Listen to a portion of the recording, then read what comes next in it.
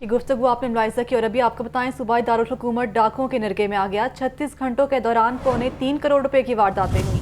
सुंदर, model town, कहना और निस्टर कॉलोनी के इलाकों में करोड़ों रुपए के डाके। शहर में बढ़ती हुई वारदातों के बायस शहरी खौफ व हरास में मुब्तला हो गए। मजीद तफसीलात जानेंगे मुदस्सिर हुसैन से। मुदस्सिर, आगाह कीजिएगा।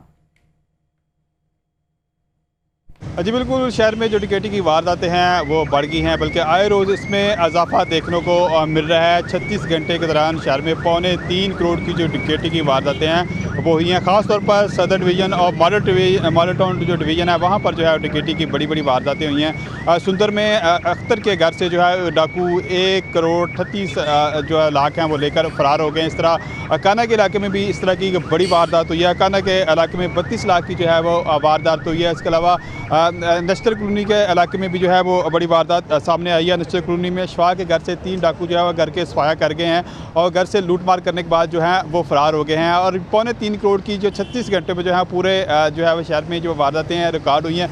लाहौर पुलिस की तरफ से दावे तो किए जाते हैं, लेकिन जो वारदातों को रोकने के लिए जो है कोई जो है वो इंतज़ाम नहीं किया जा रहा है। ख़ासतौर पर डॉल्फिन फोर्स और पीरू फोर्स जो है वो वारदातें रोकने में बुरी तरह नाकाम है। और CIA विंग भी जो है वो वारदातें रोकने में नाकाम है।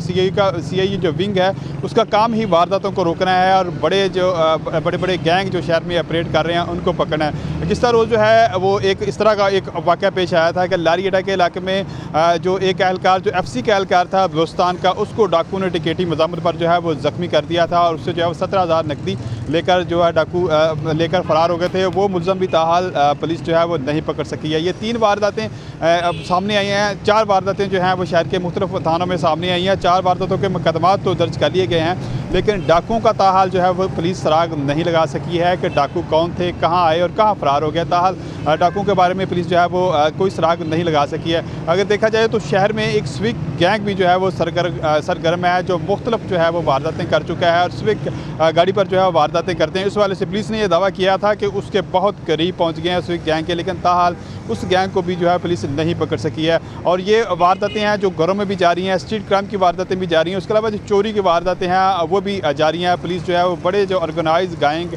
हैं, जो क्रिमिनल हैं, उनको पकड़ने में नाकाम है, जिसकी वजह से शहर में जो वारदातें हैं वो बढ़ गई हैं और शहरी जो हैं वो सरेआम सड़कों पर लुट रहे हैं। और बढ़ती हुई वारदातों की वजह से शहरियों में जो है वो खौफ हरास पाया जा रहा है। और शहरियों की आला पुलिस अफसरान और IG पंजाब से जो है वो उम्मीदें व्यवस्था कर ली हैं कि वो शहर में जो स्ट्रीट क्राइम की बढ़ती हुई वारदातों को रोकने के लिए कोई काम करेंगे। इस हवाले से पुलिस का ये कहना है कि ये जो मुकदमा दर्ज किए गए हैं इनकी CCTV फुटेज और दीगर शवाहिद की रोशनी में जो है वो डाकुओं की तलाश जारी है। जल्द उन डाकुओं को पकड़कर जो है वो औलाद में बंद किया जाएगा। लेकिन पुलिस की तरफ से ऐसे दावे दरबार किए जाते हैं और डाकुओं को पकड़ने के लिए ये भी दावा किया जाता है कि बहुत करीब पहुंच गए हैं, लेकिन असल में जो है वो डाकुओं को पकड़ने में बेबस है। ख़ास तौर पर डाकू जो हैं वो जेलों से रिहाई के बाद दोबारा फिर जो है वो नए गैंग के साथ ऑपरेट करते हैं। ना सिर्फ घरों में वारदातें हो रही हैं, बल्कि स्ट्रीट क्राइम और इसके अलावा चोरी की वारदातें हैं। ताला तोड़ जो गैंग है वो भी शहर में जो है के बाद शहरी खौफ व हरास मुब्तला हो गए हैं। बहुत शुक्रिया आपका मुदस्सिर, आप हमें अपडेट कर रहे थे।